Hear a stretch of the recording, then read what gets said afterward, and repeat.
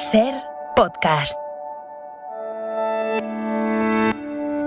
Y la cadena SER les avanza a esta hora que la Fiscalía ha pedido oficialmente al Ministerio del Interior que le remita todas las imágenes del salto a la valla de Melilla. A la Fiscalía no le basta con lo que el Departamento de Marlaska había mandado hasta ahora. Dice la Fiscalía que en las imágenes que han recibido hay saltos temporales relevantes y por eso la Fiscalía pide a Interior oficialmente todas las imágenes de lo que pasó allí. Miguel Ángel Campos, buenas tardes. Buenas tardes, Aymar. Lo ha hecho la fiscal de Sala de Extranjería, Beatriz Sánchez, encargada de la investigación del salto a la valla de Melilla el pasado 24 de junio. Lo hace al detectar distintos saltos temporales en las imágenes enviadas, algunos de ellos en momentos fundamentales cuando se produjeron los hechos que dificultan o impiden conocer con certeza qué sucedió según fuentes fiscales. Son varios minutos clave de la grabación que deberían haber sido recogidos por el dron y el helicóptero de la Guardia Civil que no constan en el procedimiento. La petición de la Fiscalía se produce en el mismo sentido que la del Defensor del Pueblo. Desde el Ministerio del Interior insisten en afirmar que han remitido a la Fiscalía y al Defensor todas las grabaciones que fueron tomadas aquel día. El PP, que hasta ahora había pedido la dimisión del ministro del Interior, Grande Marlaska, apunta, señala y aprieta directamente ya a Pedro Sánchez por este asunto, le pide explicaciones al presidente del Gobierno. Necesitamos que el ministro comparezca y que el presidente del Gobierno nos dé una explicación, porque lo que nos contaron en junio y en septiembre era falso. Vamos a ver si el ministro comparece en los próximos días. Es imprescindible que lo haga y vamos a ver si el presidente del Gobierno sigue pensando, después de esas imágenes, que el problema en la valla de Melilla está bien resuelto. Contesta la ministra de Hacienda, María Jesús Montero. Llama la atención el cinismo con el que el Partido Popular aborda este tipo de cuestiones. Yo creo que a ninguno se nos ha olvidado algunas situaciones que vivimos en el Tarajal no hace tanto tiempo y por tanto yo creo que el Partido Popular tiene que ser prudente con cualquier declaración que haga, tiene que decir si respeta o no el trabajo de los cuerpos y fuerzas de seguridad del Estado. Pero en esto el PSOE recibe también la presión de sus socios de gobierno. Yolanda Díaz. He sido clara desde el primer momento, con los derechos humanos no se juega y como he dicho desde el primer minuto, sí, necesitamos una profunda investigación para conocer con exhaustividad lo que ha pasado. Insisto, con los derechos humanos no se juega. Miércoles 9 de noviembre, análisis postelectoral en Estados Unidos, movimientos en Ucrania. Vamos con todo ahora, pero antes el tiempo. Jordi Carbó. Buenas tardes. El frente que a lo largo del día ha ido cruzando toda la península ya ha alcanzado el Mediterráneo. Ahora descargan chubascos intensos en el sudeste de la península. En breve desaparecerán. Y de noche, también de madrugada, algunas tormentas descargarán con fuerza cerca del litoral de Cataluña, también en Baleares, donde las tormentas se mantendrán a lo largo de mañana jueves. En el conjunto del país, mañana será un día soleado, con más frío a primeras horas, ambiente agradable al sol durante la tarde y las nieblas van a ser densas la próxima madrugada cerca de los principales ríos. Hay media hora 25 deportes. Tony López, buenas tardes. ¿Qué tal, Aymar? Muy buenas. Con la jornada 14 de Liga Santander en directo. Al descanso Sevilla 1, Real Sociedad 2, con 2 expulsados en las filas sevillistas. Almería 1, Getafe 0. A esta hora empieza el Español Villarreal y a las 9:30 Mallorca Atlético de Madrid. Es la última jornada de Liga antes de que empiece el Mundial dentro de 11 días. Además, a las 8:30 juega la selección femenina de balonmano en el europeo. Lo hace contra Alemania. Empieza hora 25. Rusia ha anunciado esta tarde que se retira de la ciudad de Jersón, en Ucrania, la capital de una de las regiones que Rusia se anexionó ilegalmente. Ha sido el propio ministro de Defensa ruso el que lo ha anunciado, reconociendo que no pueden llevar suministros a la ciudad y diciendo ahora, tras casi 9 meses de invasión, que lo primero es la vida de los militares rusos. Así justifican este anuncio de retirada de Jersón, un anuncio del que Ucrania recela. Piden cautela antes de celebrar esa victoria parcial. Informa para la SER desde Ucrania Gervasio Sánchez. La retirada de Jersón es una derrota en toda regla del ejército ruso porque no es cualquier ciudad. Fue la primera capital regional en caer bajo la invasión del 24 de febrero. Además, fue uno de los territorios que el Kremlin se anexionó en referéndums ilegales celebrados en septiembre. No hay que olvidar que el presidente ruso Vladimir Putin afirmó que esa área sería rusa para siempre. El Ministerio Ruso de Defensa ha ordenado el traslado al otro lado del río de Dnieper de todas las tropas y el armamento pesado, posiblemente con el objetivo de fortificarse e impedir el avance ucraniano a la península de Crimea. El ejército ruso ha destruido varios puentes para frenar el continuo avance del enemigo. Desde el verano, El ejército ruso está siendo expulsado de amplias zonas ocupadas en febrero. La región de Kharkiv, visitada por este enviado especial durante el día de hoy, está completamente controlada por el ejército ucraniano desde principios de octubre y sus habitantes se preparan para pasar un invierno muy frío, pero sin fuerzas de ocupación. En 2 horas, Joe Biden, presidente de Estados Unidos, va a pronunciar su primer discurso, sus primeras palabras tras las elecciones de medio mandato que se celebraron ayer, y eso que sigue sin despejarse la incógnita principal, si los demócratas consiguen retener o no la mayoría en el Senado, porque el recuento es muy, muy ajustado. En la Cámara Baja, los republicanos sí que tienen la victoria asegurada, pero no ha habido ni rastro de ese tsunami rojo que en teoría iba a arrasar al Partido Demócrata. El color rojo es el de los republicanos, el partido de Trump. Trump quería una victoria aplastante en estas elecciones, una victoria que le sirviera como antesala triunfal a su anuncio previsto para el martes que viene de que se va a presentar a las presidenciales de dentro de 2 años. El plan no ha salido como esperaba, no ha habido esa victoria aplastante de los republicanos y, de hecho, corresponsal de la SER en Washington, Sara Canals, buenas tardes. Buenas tardes, ¿qué tal? Está contando la CNN ahora mismo, citando a un asesor de Trump, que el expresidente está cabreadísimo, que está gritando a todo el mundo porque los resultados son decepcionantes para él. Sí, de hecho lo hemos visto en Pensilvania, que era uno de los estados más decisivos en manos de los republicanos, y que los demócratas pues no tenían mucha confianza en su candidato, John Fetterman, porque había sufrido un infarto recientemente, se dudaba de su capacidad para estar a la altura del cargo y porque se enfrentaba a un médico muy conocido, el Dr. Oz, con su propio programa de televisión, negacionista de las elecciones y apoyado por Trump. Pero aparte de Pensilvania, Donald Trump está viendo ahora cómo algunos de sus candidatos más fieles no han sacado buenos resultados, y el trumpismo, aunque sí sigue consolidado con victorias relevantes, tampoco ha arrasado como se preveía. Y este jarro de agua fría, pues Donald Trump lo está canalizando así.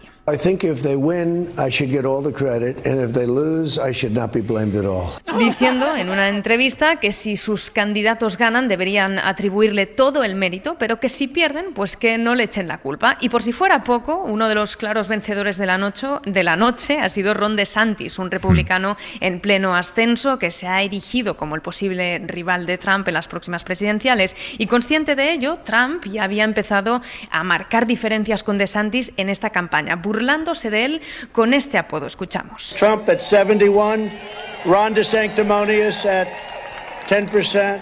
Ron DeSanctimonious, lo que podría traducirse como Ron el mojigato. Por cierto, hace unas horas en una entrevista en Fox News, Trump también ha advertido que podría decir cosas sobre él, sobre Ron DeSantis, que no son muy halagadoras y que sabe más cosas de él que cualquier otra persona, con excepción, ha dicho quizás, de su mujer. Este señor Ron DeSantis, gobernador de Florida, que todo apunta a ser la gran competencia interna dentro del Partido Republicano si Trump decide dar un paso para presentarse a las próximas presidenciales. Este señor le va a hacer la competencia, pero no por el lado de la moderación. Ron DeSantis es un ultraconservador de pura cepa. Impulsó, por ejemplo, la ley estatal No Digas Gay. Es una ley que prohíbe a los maestros hablar sobre su orientación sexual, sobre cuestiones de género.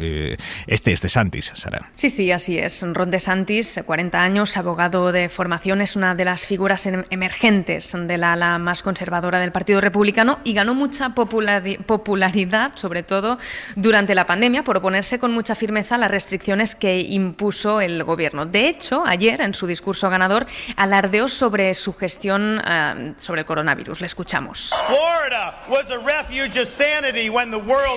Diciendo que Florida fue un santuario para refugiados cuando el mundo se volvió loco. Dijo, nos convertimos en una ciudad de libertades para la gente de este país y para todo el mundo. DeSantis, por cierto, también se opone al aborto, a la regulación del control de armas, y hace unas semanas se envió aviones llenos de inmigrantes a otros estados para protestar contra la gestión migratoria de Joe Biden. Corresponsal de la SER en Washington, Sara Canals, gracias. A vosotros. Y la agencia iraní de noticias asegura que una chica española de 24 años ha sido detenida en las protestas contra la represión a las mujeres en ese país, en Irán. Se desconoce el paradero de esta española, joven, 24 años. Ángel Villascusa, última hora. Se llama Ana Baneira y es natural de A Coruña. Según la agencia de noticias Jarana, se desconoce dónde está y el día en el que fue encarcelada. Con la de esta joven ya son las detenciones de ciudadanos españoles en Irán en las últimas semanas en el contexto de las protestas. El otro es Santiago Sánchez, un hincha de fútbol de 41 años que desapareció el 1 de octubre cuando cruzó ese país para ir al Mundial de Qatar. Hora 25. Aimar Bretos. Pedro Sánchez, el presidente del Gobierno, ha cargado hoy contra el modelo de oposición del Partido Popular de Feijóo y los excesos de Díaz Ayuso, cuando dice, por ejemplo, la presidenta de la Comunidad de Madrid que Sánchez quiere meter a la oposición en la cárcel como se hace en Nicaragua. En un mitin del partido en Baza, en Granada, Sánchez ha acusado al PP de hacer oposición sin soluciones y sin educación. Lo que está sucediendo ahora mismo en la política española es lo siguiente. Tenemos un gobierno, al gobierno de España, que plantea una solución a cada uno de los problemas de la mayoría social de la gente en este país, y enfrente que tenemos una oposición sin solución, sin proyecto y, por cierto, después de lo que hemos escuchado durante estos últimos días, sin ninguna educación. Sin ninguna educación. Carga Sánchez contra la falta de soluciones, dice que aporta el Partido Popular en plena crisis por las urgencias extrahospitalarias en la Comunidad de Madrid. Es un asunto que se le está haciendo más grande conforme pasan los días a Isabel Díaz Ayuso. La de hoy es la tercera jornada de huelga de los sanitarios de estas urgencias extrahospitalarias y dentro de semana y media el paro se va a extender a toda la atención primaria madrileña. Hoy además sabemos cómo va a ser el modelo de videoconsulta que según el Gobierno de Madrid es el futuro. Es un equipo con webcam y con micrófono que estará en los centros para que los pacientes que lo necesiten se pongan delante y un médico les observe a distancia. Funcionará con Zoom. Radio Madrid, Javier Carrera. Es el futuro, dicen en la comunidad, pero lo cierto es que es también el presente para al menos 34 de estos centros de urgencias que se quedan sin médico y lo sustituyen con una pantalla. No es que puedas hablar con tu médico desde tu móvil, el paciente debe acudir al centro, será atendido por una enfermera y si la cosa se complica, en teoría habrá un facultativo por videollamada. La comunidad ya está enviando los dispositivos, cámaras y micrófonos.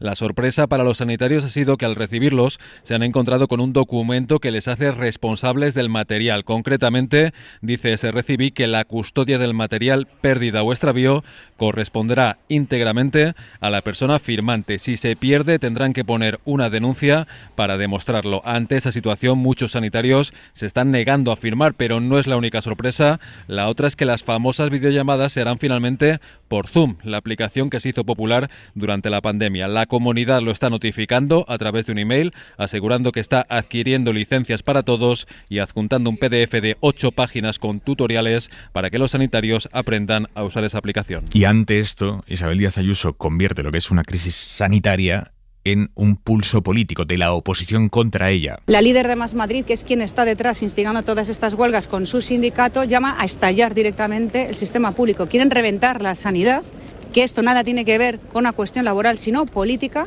Y cuando decían que era por los centros de atención continuada, luego eran ya los centros de salud, y cuando no son los centros de salud ya está llamando incluso a los propios hospitales. Quiere llevarlo Ayuso a la teoría del boicot, pero si vamos a los datos, se ve que el Gobierno de la Comunidad de Madrid gasta menos que la media de España en atención primaria. Mariela Lourido.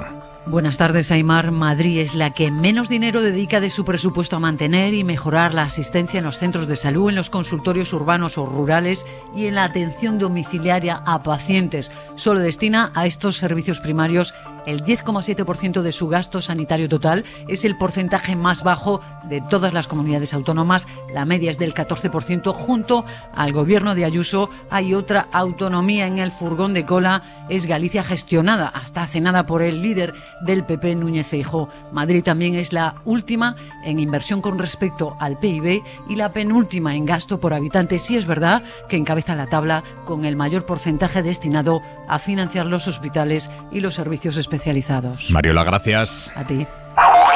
El alcalde de Madrid, Martínez Almeida, ha intentado justificar hoy por qué rememoró ayer la calle del fundador de la Legión, Millán Astray, que participó en el golpe de Estado del 36 contra la República. Todos somos conscientes de que en Madrid no hay acuartelamientos de la Legión, pero eso no quiere decir que en Madrid desde hace tiempo se rinda también tributo de admiración hacia la Legión. Y estos reconocimientos están a lo largo y ancho de toda la ciudad de Madrid.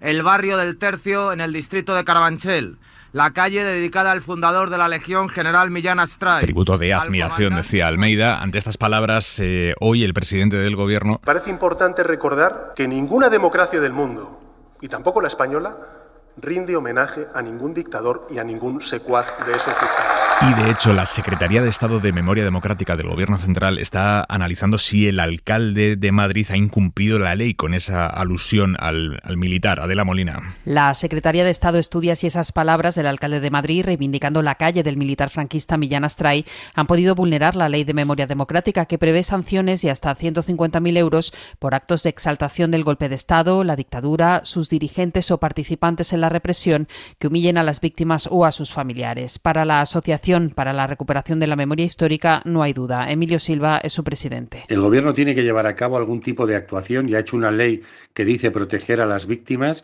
para que quienes padecieron los terribles daños de la represión franquista no sufran esas agresiones. Y no lo hagan especialmente cuando vienen desde instituciones democráticas. Almeida ha dicho hoy que solo hizo una mención. No hubo ninguna loa, hubo una mención. Me limité a decir que en Madrid, dentro de los diversos homenajes que hay a la Legión, hay una calle del fundador de la Legión. En redes sociales, el alcalde ha respondido al anuncio de que la Secretaría de Estado estudia sus palabras, diciendo que es un honor que los socios de Bildu le investiguen.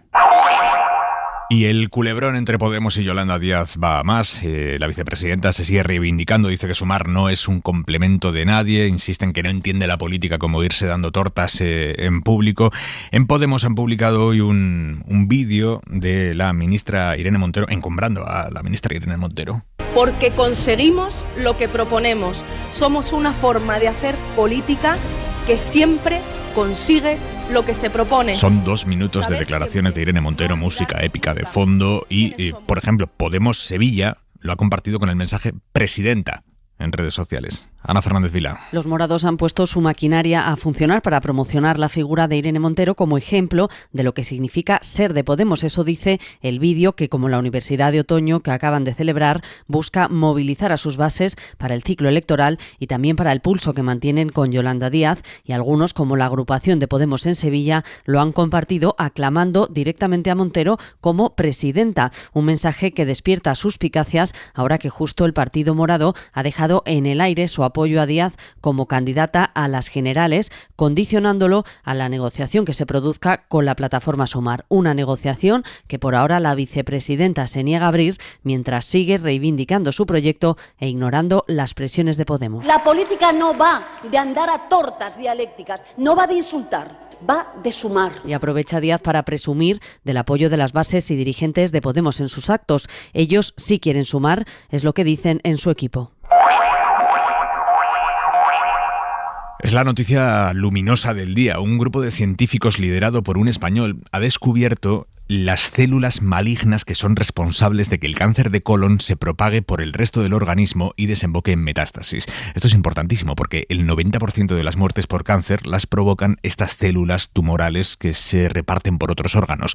La revista Nature ha publicado hoy este avance que permite identificar esas células hasta ahora invisibles. Están tratando de ver si pueden usar este método para otros tumores, más allá del de colon. Javier Gregori. Lo importante de este nuevo avance contra el cáncer de colon es que demuestra que antes de extirpar el tumor conviene atacar con fármacos que acaban con las células malignas, porque de este modo se pueden eliminar estas células cancerígenas antes de que puedan escaparse por la sangre del paciente y de este modo puedan invadir otros órganos vitales del cuerpo. Esta investigación, que publica la prestigiosa revista Nature, ha sido liderada por el biólogo español Eduard Batlle. ¿Y cómo podemos frenarlas para que no hagan lo que habitualmente hacen en los pacientes, generar metástasis? El cáncer de colon provoca la muerte cada año en el mundo de 1 millón de personas. Y 2 noticias económicas importantes.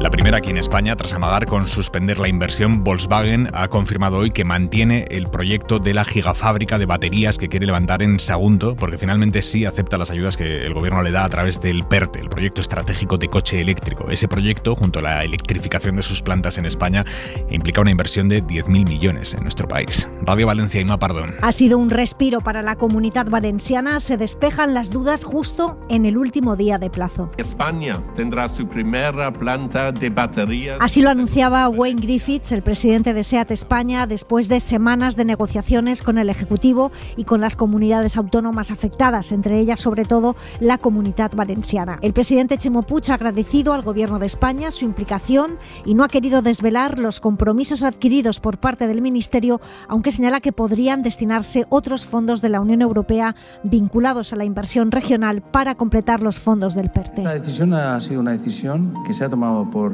la empresa de una manera rigurosa, demostrando una confianza absoluta en las posibilidades que ofrece la Comunitat Valenciana. Desde la industria auxiliar del automóvil, desde la asociación Avia, destacan el esfuerzo de todas las partes para llegar a un acuerdo. Elena Lluc es la gerente de Avia. Va a suponer 3.000 puestos directos y otros tantos indirectos que seguro que son una gran oportunidad. Se podrán mantener los plazos previstos de iniciar las obras cuanto antes, el año que viene, para que la planta de Sagunt esté acabada en 2026. Y la otra noticia económica importante, Meta, la compañía dueña de Facebook, WhatsApp, Instagram, ha anunciado hoy su primer gran recorte laboral en los 18 años que tiene la compañía. Van a despedir al 13% de toda su plantilla a nivel internacional. Estamos hablando de 11.000 personas a la calle. Sira Valdés. El frenazo de la economía, el aumento de la competencia con el auge de redes sociales como TikTok y la caída de los ingresos por publicidad son las principales causas que están detrás de esta decisión, según ha explicado el presidente ejecutivo de la compañía, Mark Zuckerberg, en un comunicado en el que también se ha hecho a sí mismo responsable de la situación que atraviesa el gigante de las redes sociales,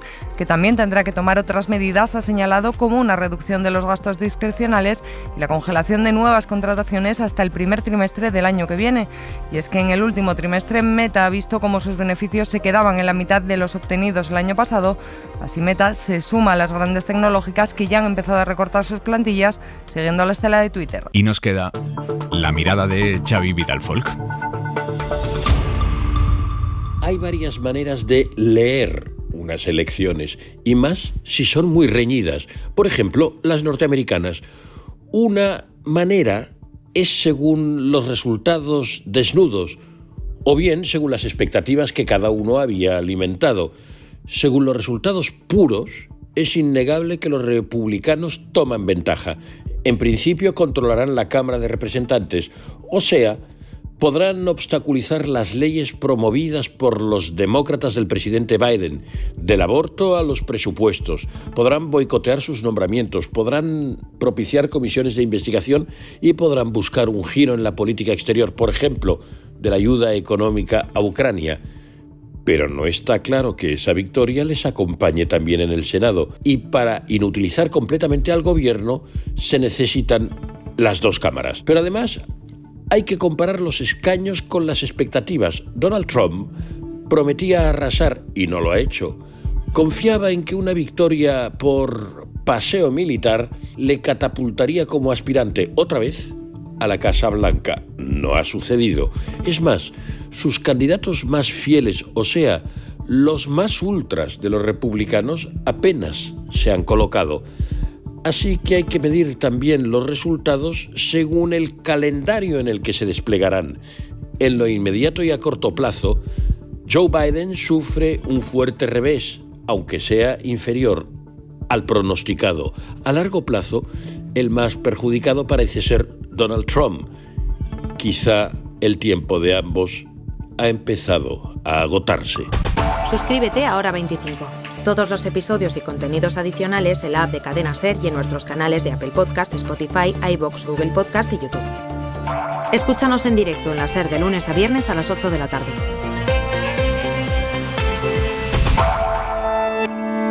Cadena SER. La radio.